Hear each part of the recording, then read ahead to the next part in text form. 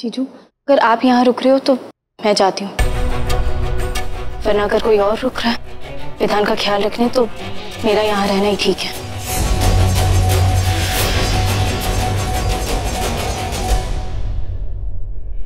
मैं रुकूंगा यहाँ पे, मैं ख्याल रखूंगा।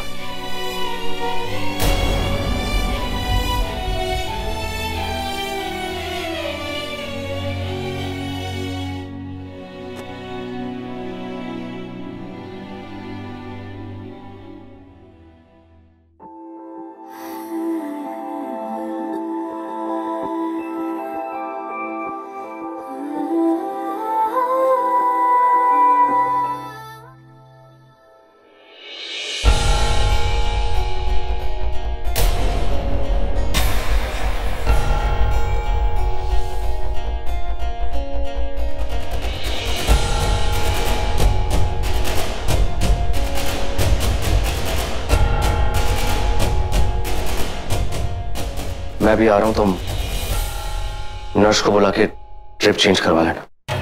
आप ठीक तो हैं सर? मुझे पता नहीं क्यों ऐसा लग रहा है सर कि कोई तो बात है जो आप मुझसे छुपा रहे हैं।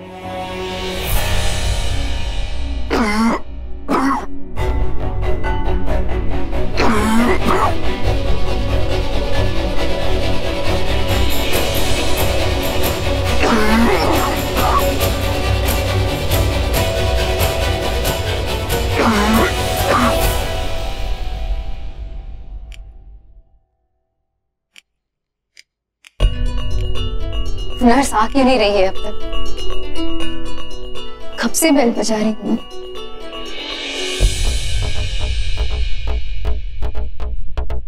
साहब चाय मंगवाए थे। अच्छा,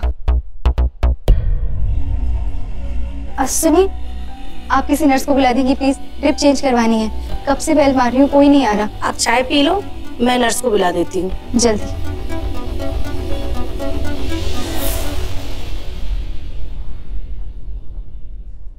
आप जाके घंटे का बटन ऑन कर दो।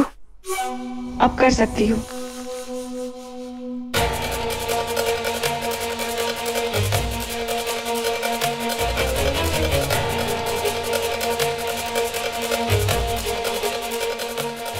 हे भगवान! नर्स! नर्स! नर्स!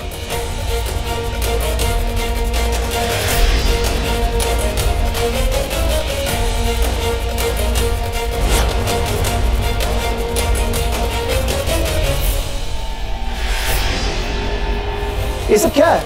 नर्स को क्यों नहीं बुलाया आपने पहले? इतनी लापरवाही कैसे? डॉक्टर वो मैं 10 मिनट के लिए बाहर गया था। आप लोग जब मरीज के पास बैठते हो तब आपको बोला जाता है ड्रिप पे नजर रखने के लिए, वरना मुझे बोल दीजिए, मैं रख देता हूँ नर्स को 24 घंटे के लिए। ये मौत से लड़ रहा है और आपको कोई फिक्र नहीं है? चले जाते हो मरीज को छोड़ के? I am sorry doctor.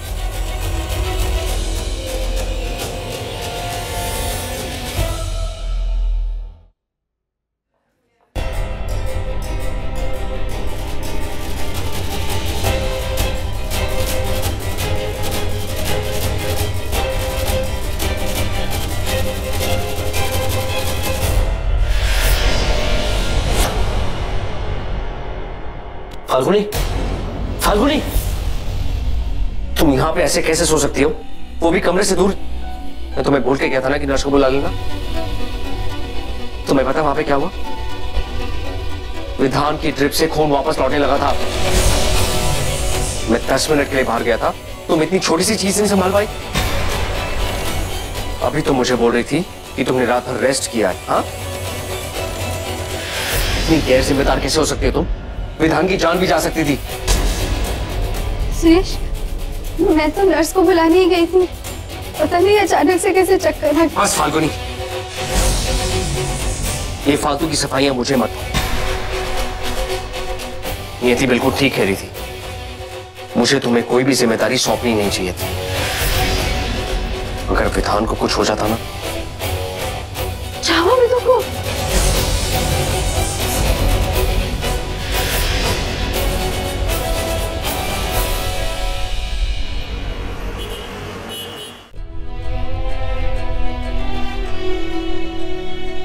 बहुत बड़ी गलती हुई है मुझसे। मैं अपनी गलती सुधारना चाहती हूँ, घर वापस आना चाहती हूँ। मुझे घर वापस आने दीजिए जयंत।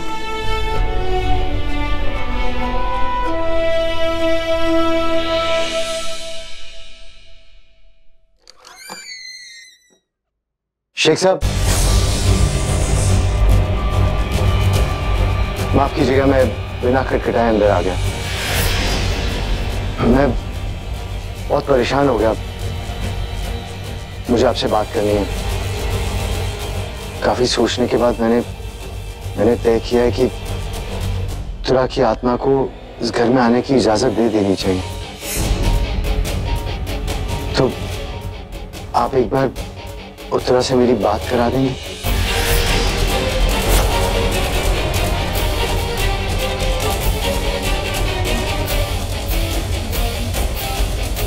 रावत साहब, जरूर।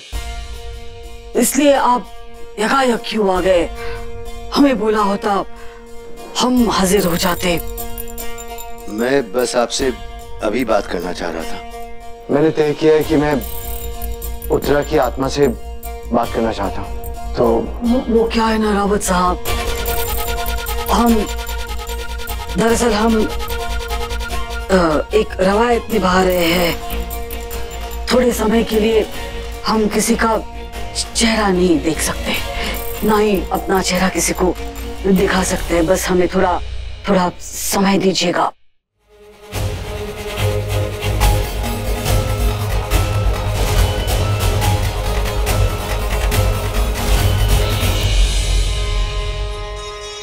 एक बार फिर से सोच लीजिए जनाब, क्योंकि एक बार अगर आपकी जोजा की रूह आ गई तो घर में सब कुछ आपको उनकी मर्जी के हिसाब से ही करना होगा।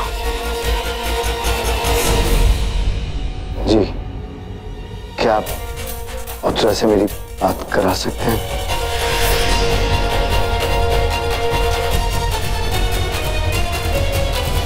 भगवान का लाख लाख शुक्र है कि विदु को कुछ नहीं हुआ।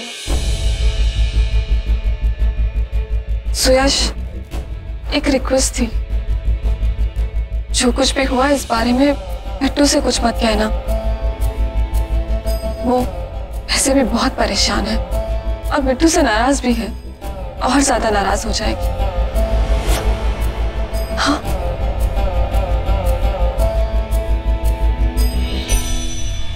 मैं 2 मिनट में विधान की दवाइयां लेकर आ रहा हूं, और जब मैं वापस आऊं ना तो यहां से प्लीज चली जाना।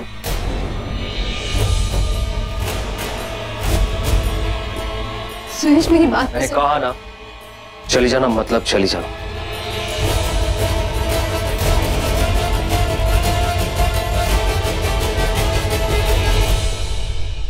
जब पत्तों के रंग बदल सकते हैं, मौसम के ढंग बदल सकते हैं, तो फिर इंसान क्यों नहीं बदल सकते? जिन रिश्तों की तुम दुहाई देती थी ना, वो तो तुमसे नफरत करते हैं। तुम्हें नहीं भिजवाई थी ना वो चाय? क्या डाला था उसमें तुमने?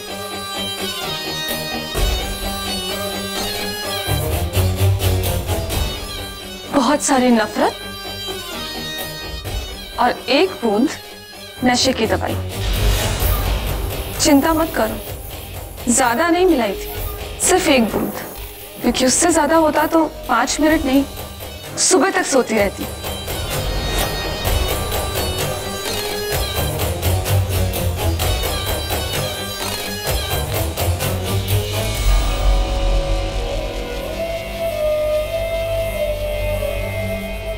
बेवकूफ नहीं हूं मैं कि तुम्हें पूरी शीशी दे दूं।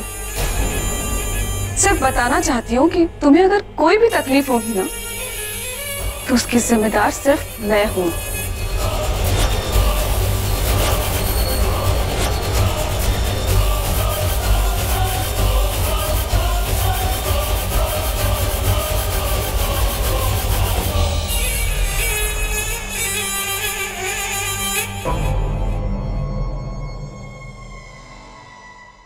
मुझे बुलाने के लिए शुक्रिया जयंत।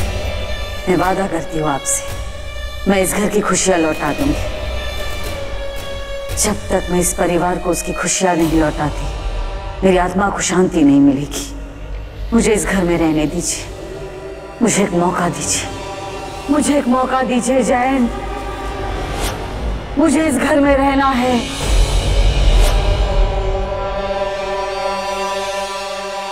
अब आप अपनी आंखें खोल सकते हैं जनाब। क्या कहते हैं जनाब? गुस्सा की माफ, लेकिन आपकी जोजा की बातों पर से लग रहा है कि वो यहाँ रहना चाहते हैं आप सबके बीच। क्या पता उनके आने के बाद इस घर की जो परेशानियां हैं वो चली जाए।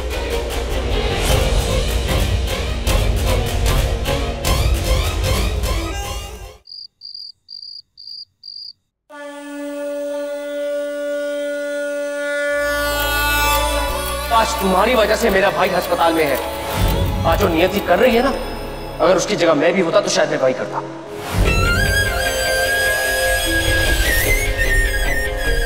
तुम्हें अगर कोई भी तकलीफ होगी ना तो उसकी जिम्मेदार सिर्फ मैं हूं।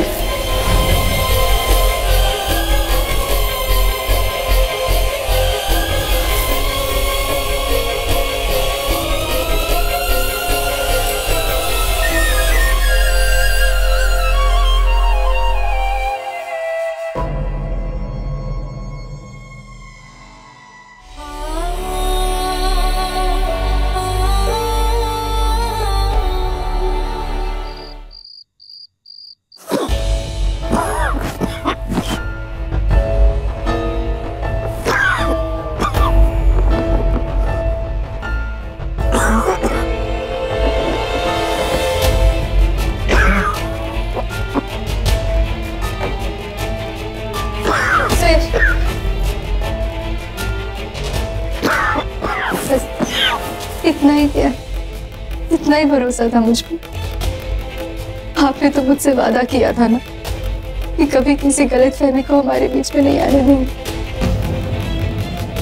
आपने इतना कुछ सुना दिया मुझे, इतना कुछ बोल के, और मेरी बात कहने का मौका तक नहीं दिया मुझे। बिट्टू क्यों नाराज है मैं समझ सकती हूँ, लेकिन आप मुझसे क्यों नाराज हैं सुयश? बताइए। कहा था ना मैंने, मुझे कोई मौका नहीं देना है, कोई बात नहीं सुननी। देखो तुम जाओ यहां से, मेरे सामने मत आओ। मैं हाथ जोड़ता हूं तुम्हारे आगे। और हाँ, मैं जब इस कमरे से चला जाऊं ना, तब इस कमरे में आना। सुयश पर मेरी बात तो सुयश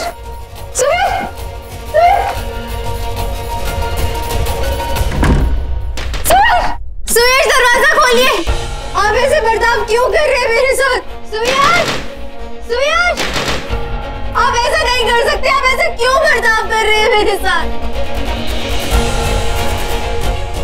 सुयश देखिए, आपको मेरी बात सुननी होगी, मेरा पक्ष भी सुनना होगा। मुझसे बात कीजिए प्लीज। मैंने कहा ना बात, फाल्गुनी यहाँ से जाओ तुम। सुयश दरवाजा खोलिए ना प्लीज।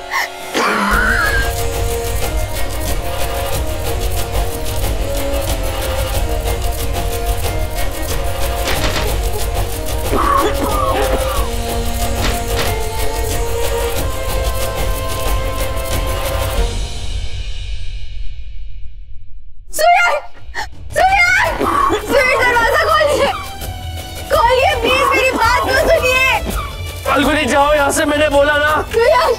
देखिए मुझे खुद से दूर मत कीजिए प्लीज। एक बार पहले भी हम लोग गलतफहमी का शिकार हो चुके हैं, और किसी की नहीं, बस अपने दिल की सुनिए। प्लीज दरवाजा खोल दीजिए, एक बार दरवाजा खोल दो प्लीज। हेलो हेलो, सांस नहीं आ रही, हालत बहुत बुरी हो रही है। क्या करना है? सुयश आप ठीक है ना? कोई जवाब तो दीजिए। सुयश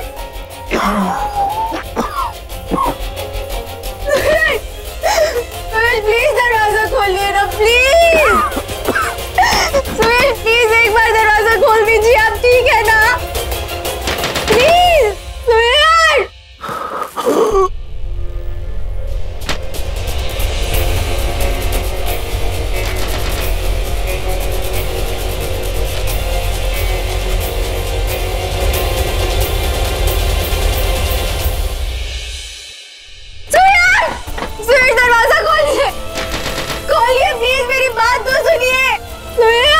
फाल्गुनी।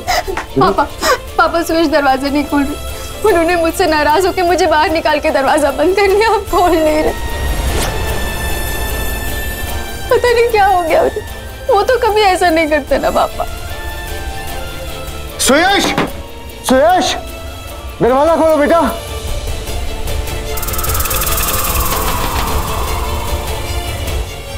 तुम ठीक तो हो? सुयश, पता नहीं मैं ये बात घर वालों से कब तक छुपा पाऊंगा। बेटा दरवाजा खोलो सुयश।